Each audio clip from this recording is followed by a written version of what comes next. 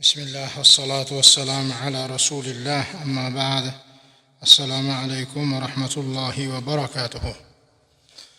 Muhtaram jamoat, bugun navbatdagi oyatimiz Ali Imron surasidan.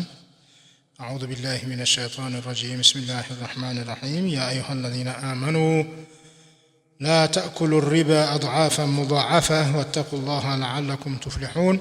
واتقوا النار التي أعدت للكافرين وأطيعوا الله والرسول لعلكم turhamun. Ey iymon keltirganlar, ey mo'minlar, deydi Alloh taolo, riboni yemangiz. Mollaringizni ko'paytiraman deb ribo yemangiz. Allohdan qo'rqingiz, shoyatki najot topsalaringiz. Kofirlar uchun tayyorlab qo'yilgan do'zaxdan qo'rqingiz. Alloh va rasuliga itoat qilingiz. Shoyatki rahim qilinsangiz deb aytadi. Ali Imron surasida ham Alloh taolo shu mavzuga, riboga to'xtaladi. Bu nimaga dalolat qiladi? Bu mavzuni ahamiyatiga dalolat qiladi. Allohning nazdida og'ir jinoyat ekanligiga dalolat qiladi. Qayta suralarda ayni shu mavzuga to'xtalishligi, ogoh etishligi, bu o't, do'zax, qo'rqinglar, Allohni va rasulini aytganini qila olinglar. Alloh taolo sizlarga rahim aylasa ajab emas. Deb ozgina bir mol dunyoni ziyoda qilaman deb. Aslida-ku ziyoda bo'lmaydi. Payg'ambar alayhisalom hadislarida ribo molni ko'paytirganiga o'xshagani bilan aslida kamaytiradi deganlar. Ya'ni ko'payganga o'xshaydi zohirida, lekin aslida molni azaytiradi deganlar. Alloh taolo Qur'oni Karimda yamhaqullohu riba va yurbis sadaqat dedi. Alloh taolo riboni barakasini o'chiradi dedi. Lekin savdoni barakasini Alloh taolo baroridan keltiradi, ya'ni barakasini beradi deb marhamat qildi. Bir oyat-i karimada ribo bilan shug'ullanishlikni Alloh taologa tahaddiy deb baholanishligini o'zi buni qanchalik og'irligiga dalolat. Ya'ni Allohga tahaddiy deganimiz Alloh bilan urushaman deyishlik ekanda. Yakkama-yakka mana kurashaman deyishlik ekan. Fa illam taf'alu fa'dhanu biharbin minallohi va rasulih dedi. Agarda to'xtamasalaringiz, tiyilmasalaringiz bu ishlaringizdan Alloh taolo sizlarga urush ochganligini bilib qo'ying dedi. Ya'ni Alloh taolo o'sha bandasiga urush e'lon qilar ekan.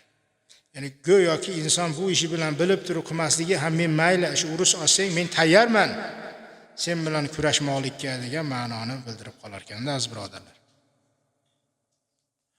Avvalo ribo masalasida biz bilishimiz kerak bo'lgan narsa, ribo jamiki shariatlarda harom qilingan narsa.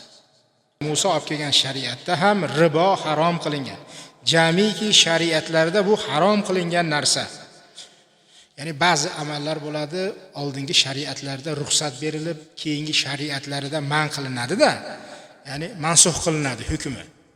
Shariatlarda farq bo'ladi dedik. Din bitta, lekin shariatlarda farq bor dedik. Lekin bu masala, ribo masalasi oldingi shariatlarda ham qat'iyan man qilingan narsa. Chunki bu zulm bu. Narigi tarafni nohaq molini yeyishlik bu. Payg'ambar sallallohu alayhi va sallam mana og'ir gunohlardan bo'lgan aroqni harom qilganlarida va aroqni 10 tomondan 10 jihatdan la'natlaganlar buni qilgan odamni. Darslarimizda aytib o'tdik eslaringizda bo'lsa.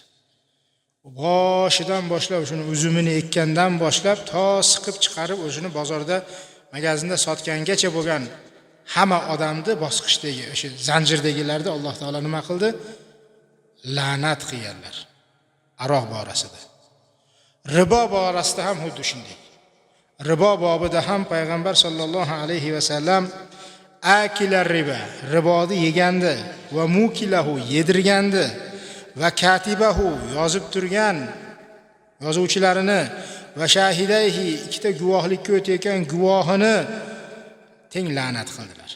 Va aytdilarki, hum sawa dedilar. Gunohda bir xil dedilar. Gunohi teng dedilar. Ya'ni endi bir bahona yo'q ekanda, men bori yo'g'i yolg'iz yozuvdim, guvohlikka o'tib qo'ydim degan gap yo'q ekan. Gunoh borasida gunoh o'sha riboni yegan ham, yedirgan ham, yozgan ham, guvohlikka o'tgan ham hammasi barobar la'nat qilingan ekan. Ya'ni kimni tili orqali la'nat qilinyapti? Rasulullohning tili orqali la'nat qilyapti. Allohim la'nat qilgin bularni deyapti. La'nat nima degan aziz birodarlar? At-tardu min rahmatillah. Allohning rahmatidan quvishlik degan. Allohning rahmatidan, marhamatidan yiroqlashtirishlik degan. Allohim o'zing marhamatingdan yiroq qilgin bularni. Rahmating nasib etmasin bularga deb Rasululloh duoi bad qilgan ekanlarda. Riboni yegan odam nafaqat oxiratda Allohning huzurida mal'un, rahmatidan quvilgan, balki bu dunyoda ham mal'unda. Rasulullohning duolari mustajob. Allohim la'nat qilgin dedilar, duolari mustajob. Murobiylar mal'undurlar Allohning huzurida, rahmatidan quvilgan. Lekin bu dunyoda ham mal'unda. Biron yerda eshitganmisiz sudxo'rni maqtalganini? Ya'ni murobiy, ribo bilan shug'ullangan odam bu dunyoda ham mal'un, oxiratda ham mal'un. Ribo oldingi shariatlarda ham harom qilingan dedik. Bizi shariatimizda ham bu qat'iy naslar bilan, dalillar bilan harom qilindi. Qur'onda oyatlarida bu narsa takror keldi. Hattoki Alloh taolo bilan urush e'lon qilishlik darajasida katta gunoh deb aytdi. Boshqa biron bir gunohga Alloh taolo bunday baho bermagan. Bu darajada og'ir olmagan. Illo riboni. Demak, dinimizdan zarurat yuzasidan ma'lum bo'lgan qat'iy dalillar bilan bo'lgan sobit harom narsani kimiki haromligida shak qilsa yoki inkor qilsa kofirligida shubha yo'q. Mana gap qayerda aziz birodarlar? Agarda inson qo'lini shunday siltab turib, deb qiladigan bo'lsa, bekor aytibsan deb bu odamni dinidan ajrab qolishi hech gap emas ekan. Chunki aytganimizdek, dindan zarurat yuzasidan ma'lum bo'lgan qat'iy hujjatlar bilan sobit bo'lgan ahkomlarimiz bor. Namozga, ro'zaga o'xshagan, aroqda haromligiga o'xshagan, riboda haromligiga o'xshagan, zinoda haromligiga o'xshagan va hokazo ahkomlar borki, bularda inson qo'lini siltaydigan bo'lsa, bekor aytibsan deb dinidan ajrash hech gap emas. Nima uchun ribo harom qilindi? Chunki bu narigi tomonda molini zulm bilan yeyishlik, botil yo'l bilan yeyishlik. Payg'ambar sollallohu alayhi va sallam esa hurmatu malil muslimi ka hurmati damihi dedilar. Musulmonning molini hurmati xuddi qonini hurmatidek dedilar. Hurmat deganda bu yerda haromlik nazarda tutilyapti. Musulmonning qonini to'kishlik harommi? Harom. Va man qatalahu mutaammidan fajazahu jahannam dedi. Kimiki bir mu'minni bilib turib atayin qasddan o'ldirsa, joyi jahannamda abadiy dedilar. Musulmonning qoni harom. Musulmonning moli ham xuddi shunday jonidek harom ekanda aziz birodarlar. Xo'p, endi musulmonni-ku o'ldirib qo'yishlikka hamma ham jur'at qilmaydi, odam o'ldirishlikka, to'g'ri. Lekin shu bilan hurmatda barobar bo'lgan musulmonning molini yeyishlikdan afsuski ko'pchilik tavarruq qilmaydi. Parhez qilmaydi. Bu endi faqatgina endi bu ribo orqali emas, yolg'on so'z bilan, bir og'iz yolg'on gap bilan matoni sotayotganda uni molini yeyishlik ham xuddi shunday harom bo'laveradi. Shuning uchun Rasululloh sallallohu alayhi va sallam musulmon kishiga haromdir deganlarida moli, irzi, joni deganlar. Musulmonning moli harom, musulmonga nohaqdan yeyishlik. Musulmonning irzi harom, musulmonga nohaqdan obro'sini to'kishlik, ta'na yetkazishlik, shoniga, sharafiga, oilasiga, ahliga ta'na yetkazishlik. Musulmonning qoni harom, musulmonga nohaqdan uni o'ldirishlik. Payg'ambar sallallohu alayhi va sallam bir hadislarida dirhamur riba ya'kuluhu ar-rajul va huwa ya'lamu ashaddu min 36 zaniya dedilar.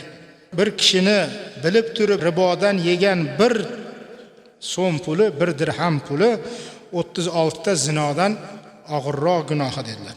Yana boshqa bir hadislarda yana ham og'irroq aytdilar. Ribo 72 bobdan iborat dedilar. Ya'ni riboning turi ko'p. Biz hozir endi ribo deganimizda ko'proq qarzga olib qarz olayotganda ribo deyla tushunamiz, lekin ribo 72 bobdan iborat dedilar. Buni turi ko'p dedilar. Eng kichkinasini gunohi kishi o'zini onasi bilan zino qilgan bilan barobar dedilar. Eng kichik, e'tibor bermaganingiz. Endi bu yerda eng achinarli, eng xavfli narsa shuki, Payg'ambar alayhisalom hadislarida aytganlaridek, qiyomatga yaqin ribo kirmagan, ribodi shabodasi esmagan xonadon qolmaydi deganlar. Mana shu eng achinarlisi mana shu.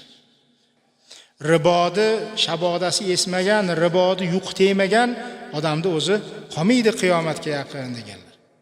Az birodarlar, faqatgina birovdan borib 5 so'm pul qarz olganingizda 5-10 kunga yo'lmasa 1 yilga uni ustidan sizga foiz mindirib qo'yishinglar ribo emas. Ayniqsa hozirgi kunda rivojlanib ketgan nasiya savdolarimizda bo'layotgan muomalada ribolar ko'p, nasiya savdoda.